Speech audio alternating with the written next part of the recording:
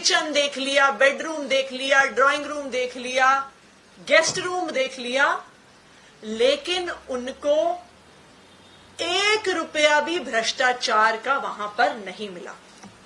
कोई कैश नहीं मिला, कोई सोने के बिस्कुट नहीं मिले, कोई हीरे जवाहरात नहीं मिले, कोई प्रॉपर्टी के कागज नहीं मिले। भ्रष्टाचार का 1 रुपया भी संजय सिंह जी के घर से नहीं निकला। लेकिन फिर भी मोदी जी की और भारतीय जनता पार्टी की ईडी ने संजय सिंह जी को गिरफ्तार कर लिया। कुछ भी नहीं मिलने के बावजूद गिरफ्तार कर लिया। आज ये समझने की जरूरत है कि जो संजय सिंह जी के घर पे रेड हुई, जो संजय सिंह जी की गिरफ्तारी हुई, ये आखिरकार क्यों हुई? जो ये रेड है, ये रेड सिर्फ संजय सिंह जी के घर पे नहीं हो रही, लेकिन हम देख सकते हैं कि किस तरह से लगातार जो भी मोदी जी के विरोध में बोलता है, जो पार्टियां मोदी जी के विपक्ष में खड़ी होती हैं, जो उनके भ्रष्टाचार को उजागर करती हैं, उन पर लगातार, चाहे ईडी हो, चाहे सीबीआई हो, चाहे इनकम टैक्स हो, उनको मोदी जी ने उनके पीछे छोड़ दिया है। जब से विपक्ष की सारी पार्टियां एकत्रित होनी शुरू हुई, जब से इंडिया अलायंस बनना शुरू हुआ, तो हम देख सकते हैं कि एक पैटर्न है कि एक तरफ अलायंस बन रही है, एक तरफ गठबंधन बन रहा है, एक तरफ इंडिया की सारी पार्टियां एक साथ आ रही हैं, और दूसरी तरफ इन्हीं सारी पार्टियों के नेताओं पर एक के बाद एक सीबीआई की रेड हो रही है, ईडी की रेड हो रही है, इनकम टैक्स की रेड हो रही है। ये क्यों हो रहा है? क्योंकि प्रधानमंत्री नरेंद्र मोदी जी को समझ में आ गया है कि वो आने वाला लोकसभा चुनाव इंडिया अलायंस से हार रहे हैं। इसलिए वो कोशिश कर रहे हैं कि हर प्रकार के हथकंडे को इस्तेमाल किया जाए, अपनी हर एजेंसी को इस्तेमाल किया जाए, और किसी तरह से इस इंडिया अलायंस को चुप करने की कोशिश की जाए, इनका मुंह बंद करने की कोशिश की जाए, इनको डराने की कोशिश की जाए। अगर हम देखें तो ये रेड्स का सिलसिला अप्रैल से ही शुरू हो गया। 5 अप्रैल को इंडिया अलायंस के एक हमारे ही पार्टनर डीएमके के नेता एमके स्टालिन और उनके दामाद और उनके पार्टी के नेता सबारीसन और उनके पार्टी के कॉलीग सेंथिल बालाजी के घर में 5 अप्रैल को इनकम टैक्स डिपार्टमेंट की रेड होती है। कुछ ही महीनों के अंदर 16 जुलाई को समाजवादी पार्टी के अखिलेश यादव जी के यहां पर सीबीआई की रेड होती है। 20 जुलाई को शिवसेना उद्धव ठाकरे फैक्शन के सुजीत पाटकर के घर पर और उनसे जुड़ी हुई कई लोकेशंस पर ईडी की रेड होती है। सुजीत पाटकर को गिरफ्तार कर लिया जाता है।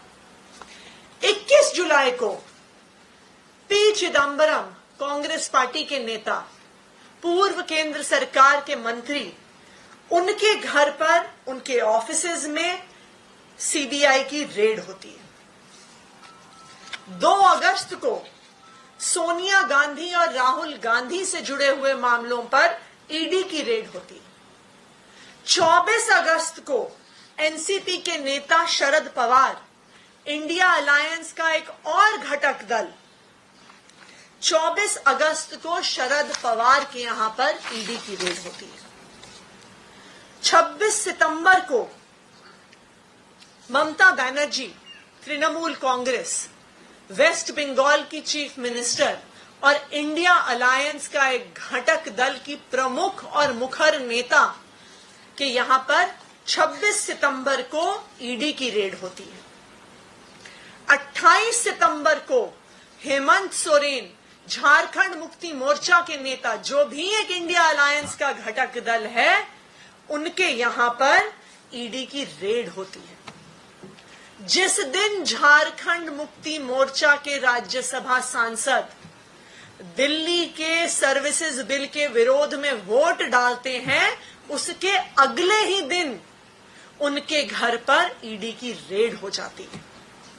तो ये पैटर्न क्या दिखा रहा है? ये दिखा रहा है कि प्रधानमंत्री नरेंद्र मोदी जी को इंडिया अलायंस से डर लगता है। ये ईडी और सीबीआई के रेड का, उनके सवाल जवाब का, उनके अरेस्ट का पैटर्न क्या दिखा रहा है कि प्रधानमंत्री नरेंद्र मोदी जी को पता है कि वो आने वाला लोकसभा चुनाव इंडिया अलायंस के सामने हारने वाले हैं। और उनकी ये जो हार की बौखलाहट है, ये पिछले एक हफ्ते में और भी ज्यादा बढ़ गई है। अब वो हर ऐसे व्यक्ति को चुप करने की कोशिश कर रहे हैं, उनका मुंह बंद करने की कोशिश कर रहे हैं जो मोदी जी के खिलाफ, उनकी सरकार के खिलाफ आवाज उठाता है। हमने 4 दिन पहले देखा कि इस देश के वरिष्ठ पत्रकारों के घर में ईडी की रेड हुई, उनको डिटेन किया गया, उनके लैपटॉप, उनके फोन सीज कर लिए गए। क्यों? क्योंकि वो मोदी जी की सरकार में बढ़ रही बेरोजगारी पर, मोदी जी की सरकार में बढ़ रही महंगाई पर सवाल उठाते हैं। उसके अगले दिन हमने देखा कि जब टीएमसी की मुखर नेता महुआ मोइत्रा जी जब कृषि भवन जाती हैं, वहां पर मोदी जी की पॉलिसीज पर आवाज उठाने की कोशिश करती हैं, कृषि मंत्री से मिलने की कोशिश करती हैं, तो दिल्ली पुलिस बर्बरता से उन्हें वहां से घसीट कर लेकर जाती है और उनको डिटेन कर लेती है। उसके बाद हमने देखा कि संजय सिंह जी के घर पर रेड होती है, 8 घंटे रेड चलती है, भ्रष्टाचार का 1 रुपया नहीं मिलता, लेकिन संजय सिंह जी को अरेस्ट कर लिया जाता है। उसके अगले दिन 5 अक्टूबर को कांग्रेस के नेता आरएम मंजूनाथ गौड़ा के घर पर और उनसे जुड़े हुए ऑफिसेज पर ईडी की रेड होती है। 5 अक्टूबर को तृणमूल कांग्रेस के नेता रथिन घोष के घर पर और उनके ऑफिसेज में ईडी की रेड होती है। 5 अक्टूबर को ही बीआरएस के नेता मगनाती गोपीनाथ के घर पर और उनके ऑफिसेज में इनकम टैक्स की रेड होती है। और उसी दिन 5 अक्टूबर को डीएमके के नेता एस जगत रक्षकन के घर पर और उनसे जुड़ी हुई ऑफिसेज के लोकेशन पर इनकम टैक्स डिपार्टमेंट की रेड होती। पिछले 5 दिनों में 8 जगहों पर जो इंडिया अलायंस के घटक दल हैं, वहां पर रेड हुई। 20 से ज्यादा पत्रकारों के यहां पर रेड हुई। ये क्या दिखा रहा है? ये प्रधानमंत्री नरेंद्र मोदी जी का डर दिखा रहा है, उनकी बौखलाहट दिखा रहा है कि वो किसी तरह से ऑपोजिशन पार्टियों को, इंडिया अलायंस के दलों को डराना चाहती है। यही स्ट्रैटेजी प्रधानमंत्री नरेंद्र मोदी जी और उनकी भारतीय जनता पार्टी की एजेंसियां कई सालों से अपना रही हैं। वो पहले जो उनके नेता उनके विपक्ष में खड़े होते हैं, उन पर ईडी सीबीआई के केस करते हैं और उसके बाद उनको ऑफर देते हैं कि भारतीय जनता पार्टी में आ जाओ, भारतीय जनता पार्टी की वॉशिंग मशीन में धुल जाओ, तो सारे ईडी सीबीआई के केस खत्म हो जाएंगे। भारतीय जनता पार्टी की वॉशिंग मशीन में अजीत पवार धुल गए, पहले उन पर भी बाकी एनसीपी की नेताओं की तरह उन पर ईडी सीबीआई के केस चल रहे थे, वो भारतीय जनता पार्टी में चले गए तो सारे उनके केस धुल गए। सारी इरिगेशन स्कैम में जो केसेस, जो इन्वेस्टिगेशन चल रही थी, सब खत्म हो गई। शुभेंदु अधिकारी, टीएमसी के नेता, उनकी तथाकथित शारदा स्कैम पे, चिटफंड स्कैम पे भारतीय जनता पार्टी ने वेस्ट बंगाल में 2-2 चुनाव लड़ डाले। फिर उनको ऑफर किया कि भारतीय जनता पार्टी की वॉशिंग मशीन में धुल जाइए, वॉशिंग मशीन में धुल जाएंगे तो सारे ईडी सीबीआई के केस खत्म हो जाएंगे। और जब से शुभेंदु अधिकारी भारतीय जनता पार्टी में शामिल हुए हैं, उनके यहां पर एक बार भी ईडी की रेड नहीं हुई, एक बार भी सीबीआई की रेड नहीं हुई, एक बार भी क्वेश्चनिंग नहीं हुई। उसी तरह से नारायण राणे, हेमंत बिस्वा शर्मा, भावना गांधी, बीएस येदियुरप्पा, ये लिस्ट पेजेस दर पेजेस तक चलती जाएगी कि जो नेता विपक्षी पार्टियां छोड़कर भारतीय जनता पार्टी में शामिल होते हैं, उनके सीबीआई और ईडी के केस खत्म हो जाते हैं। लेकिन मैं प्रधानमंत्री नरेंद्र मोदी जी को बताना चाहती हूं कि इंडिया अलायंस और आम आदमी पार्टी आपकी सीबीआई और ईडी की धमकियों से डरने वाली नहीं है। आप चाहे कितने रेड कर लीजिए, आप चाहे कितने नेताओं को अरेस्ट कर लीजिए, आने वाला लोकसभा चुनाव प्रधानमंत्री नरेंद्र मोदी जी आप हारने वाले हैं। इंडिया अलायंस आपके विरोध में देश के हर हिस्से में चुनाव लड़ेगी और हर हिस्से में आपको हराएगी। आप चाहे जितनी रेड कर लें, चाहे जितनी गिरफ्तारियां कर लें। Thank you.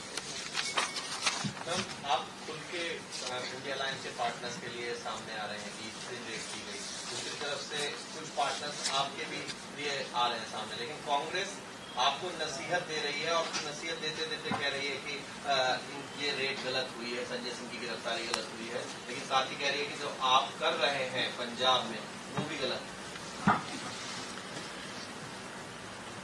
इंडिया अलायंस के सारे घटक दल एक साथ हैं।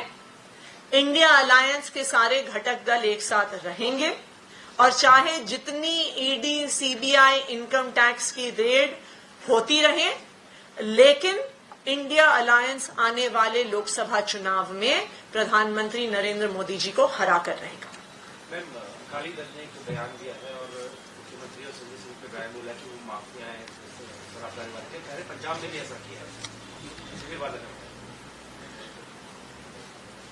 मैं हर पार्टी के नेता जो इस तथाकथित एक्साइज पॉलिसी घोटाले पर कुछ टिप्पणी करना चाहते हैं, मैं उनसे यह आग्रह करूंगी कि कल जो सुप्रीम कोर्ट में ईडी ने अपनी बहस करी है उसका जरा वीडियो देख ले। वो शायद यूट्यूब पर अवेलेबल होगा।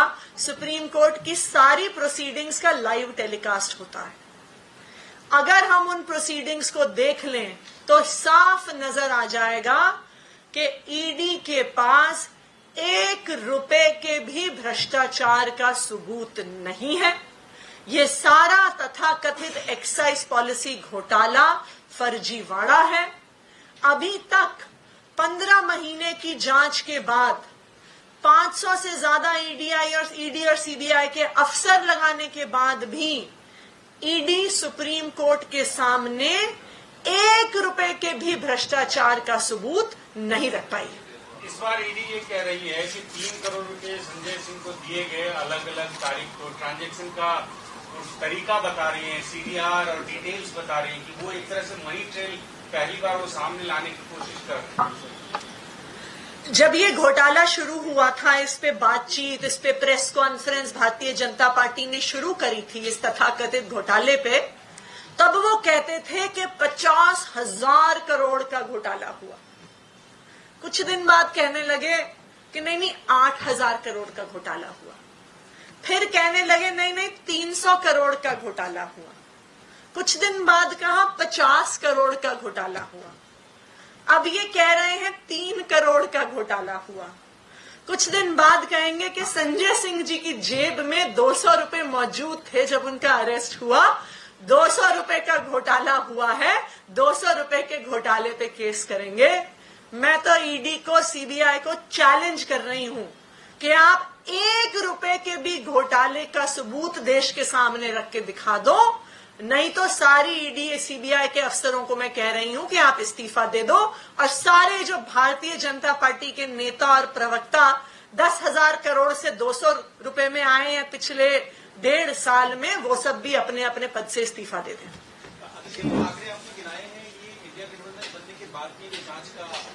जब से इंडिया गठबंधन ने साथ, क्योंकि ये अलायंस जब से साथ आना शुरू हुआ, बातचीत होनी शुरू हुई, अप्रैल मई की बात है, तब से मैंने जितने रेड्स हुए हैं उनके आंकड़े गिनवाए।